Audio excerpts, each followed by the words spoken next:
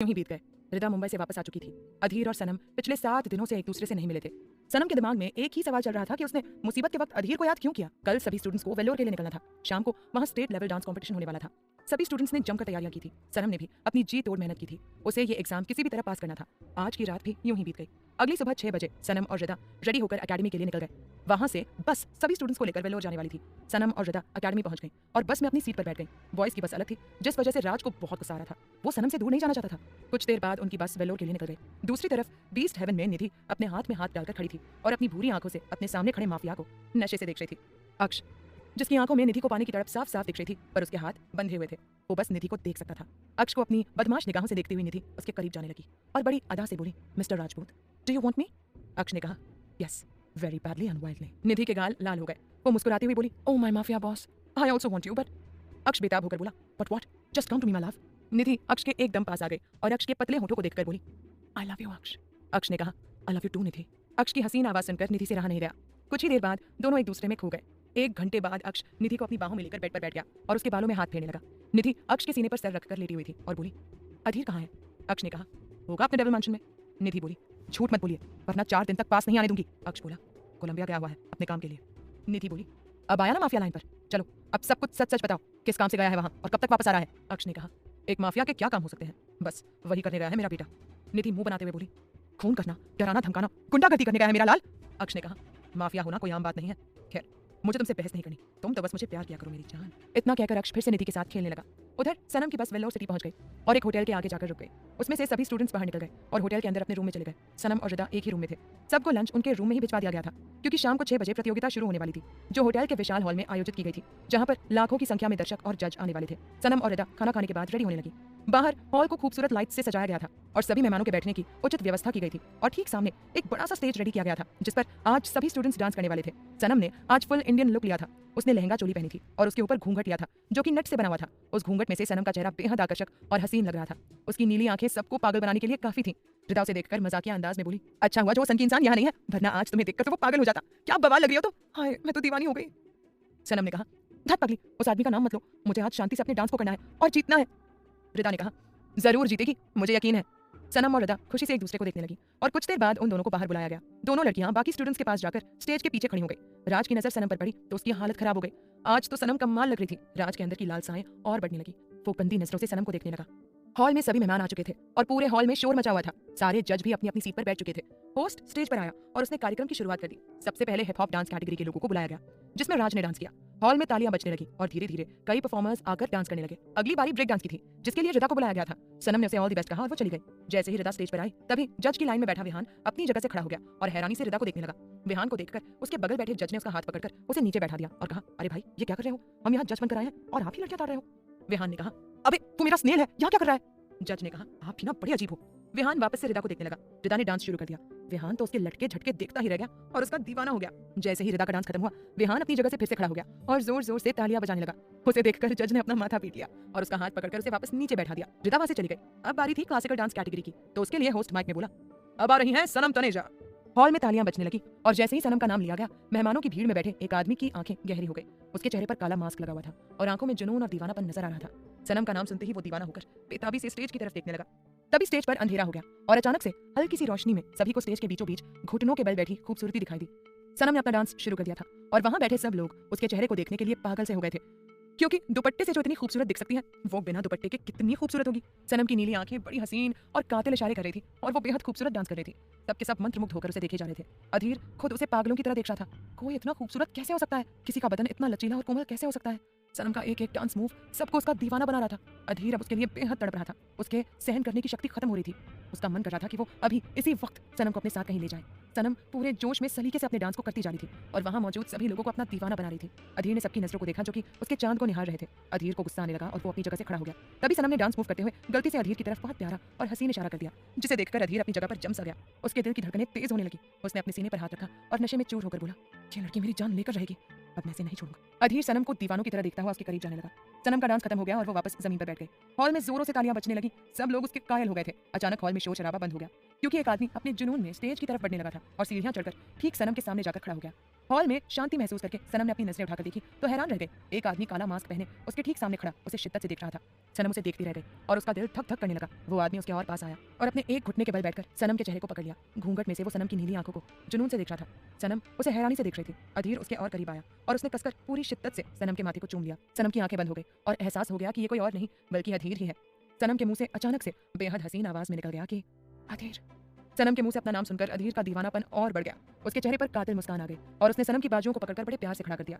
वहां मौजूद सभी लोग उन दोनों को हैरानी से देख रहे थे। किसी को नहीं पता था कि इस मास्क के पीछे है कौन जो सनम के इतने नजदीक है कि उसे चूम रहा है। कहानी में क्या होगा आगे जानना चाहते हैं सभी सवालों के जवाब तो सुनिए in love with mafia boss सिर्फ और सिर्फ प्रतिलिपि FM पर। अधीर ने सनम को खड़ा किया। उसकी नीली आंखों को देखते हुए वो शिद्दत से बोला, चांद, इंतजार है उस वक्त का जब तुम्हारी रोशनी मुझे पूरी तरह से रोशन कर देगी। सनम अधीर की बात सुनकर हैरान रह गई और जैसे ही कुछ बोलने लगी तभी अधीर ने उसके होठों पर उंगली रख दी और कहा, यही चाहती हो ना कि यहाँ से चला जाऊं?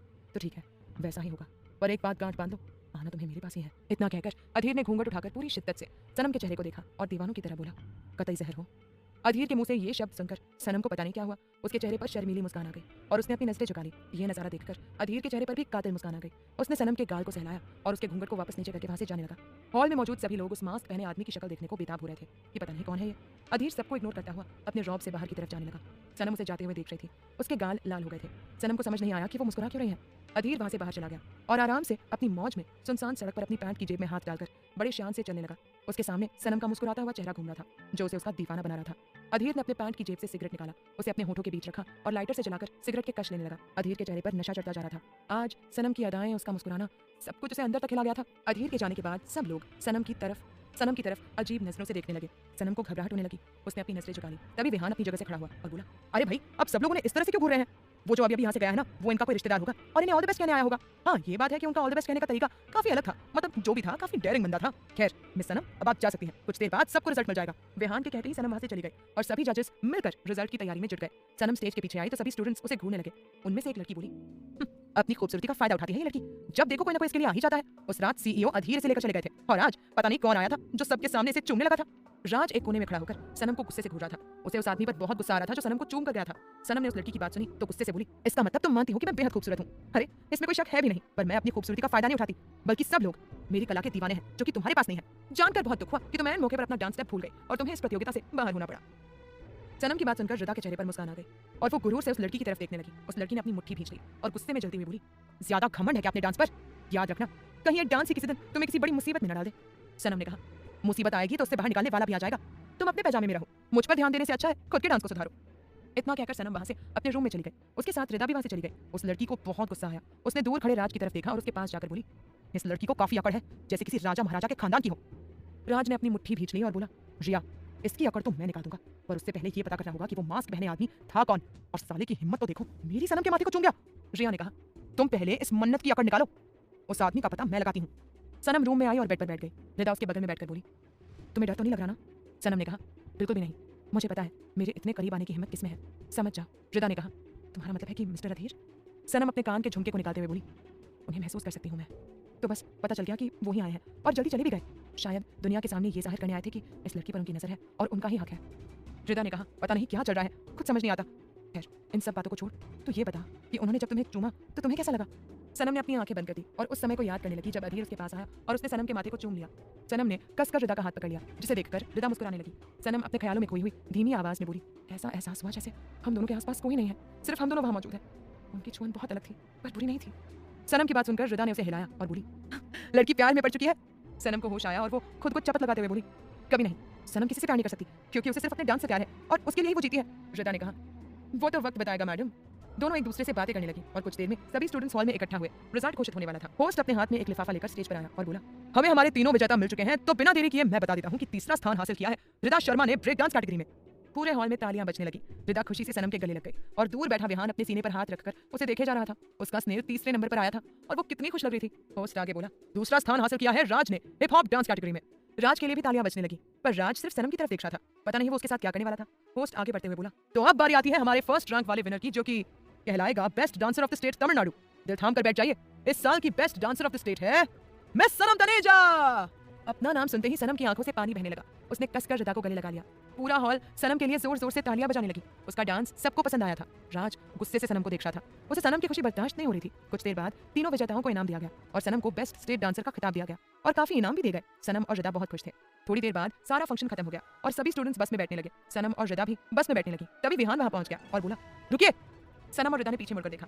रिदा विहान को देखकर हैरान रह गई और मुंह बनाते हुए बोली, ओफो, ये हिप्पो यहाँ भी पहुंच गया। विहान रिदा के सामने मुस्कुराया और उनके पास गया। विहान ने अपना हाथ आगे बढ़ाया और कहा, आप दोनों को बहुत बधाई हो, दोनों दोस्त जीत गई, वाह। सनम ने कहा, thank you so much.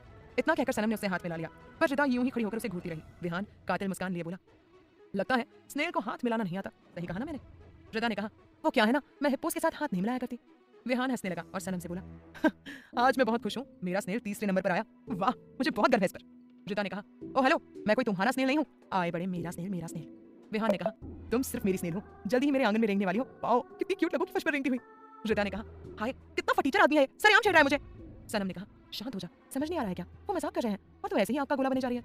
Vihaan ने कहा, मिस रिदा, जिसे आप फटीचर कह रही है ना, वो आज की प्रतियोगिता का एक जज था जिसने आपको वोट दिया था ताकि आप जीत सके। यहाँ तो हमें ही फटीचर बोला जा रहा है। सही है भाई, अच्छाई का जमाना नहीं रहा, चलो बाय। इतना कहकर विहान वहां से चला गया।